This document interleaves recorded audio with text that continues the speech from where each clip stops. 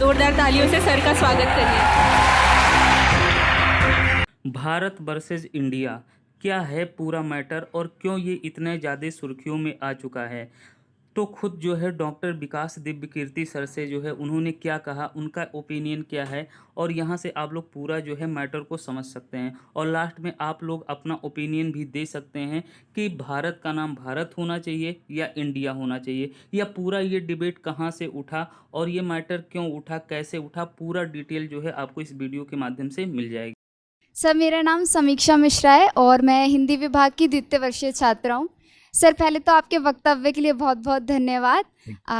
इससे पहले मैंने आपको हंसराज महाविद्यालय में सुना, मुझे वहाँ सुन के भी बहुत अच्छा लगा, पर आज अपने महाविद्यालय में इतने पास से आपको सुनकर बहुत ज़्यादा अच्छा लग रहा है।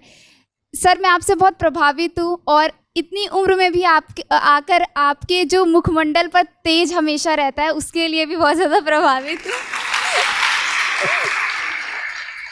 आपको क्या लगता है कि मैं 80 साल का हूँ या 90 साल का हूँ? सर, मैं आपके यहाँ आने से पहले मैंने आपकी उम्र गूगल पे सर्च की थी, 49 बताया था।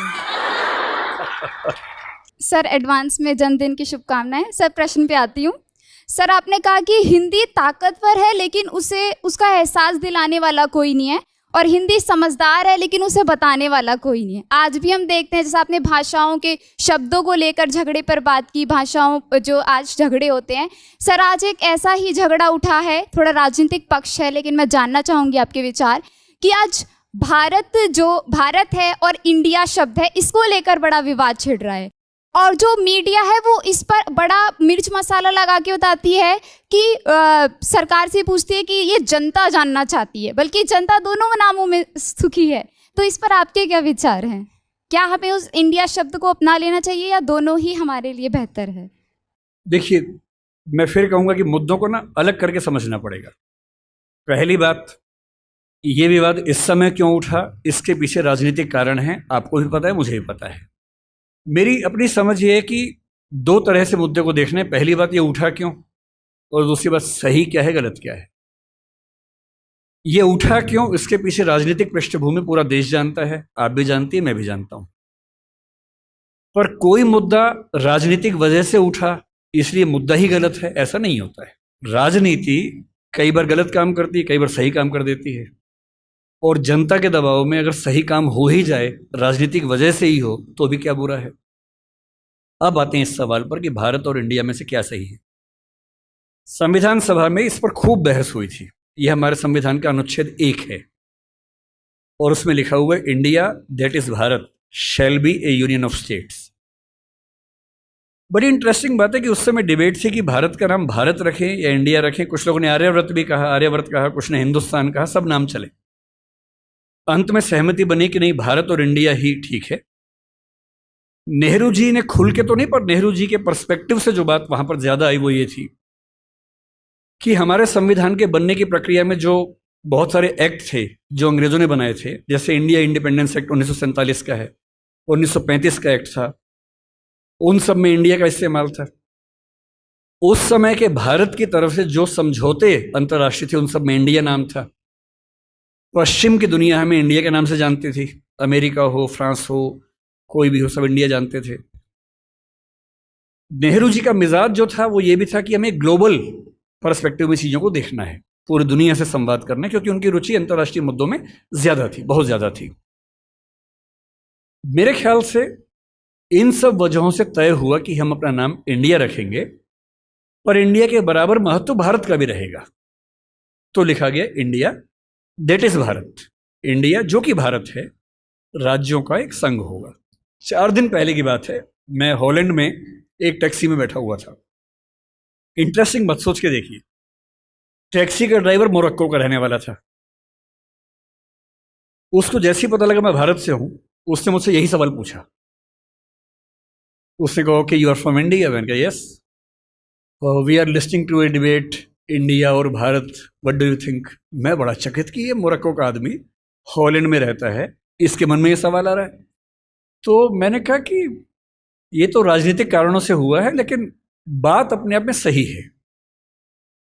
मैंने कहा जैसे बॉम्बे मुंबई हुआ, मुझे खुशी हुई, क्योंकि मुंबई की आबादी के लिए मुंबई में जो मज़ा है वो बॉम्बे में नहीं है। बॉम्बे तो अंग्रेजों ने नाम दिया था।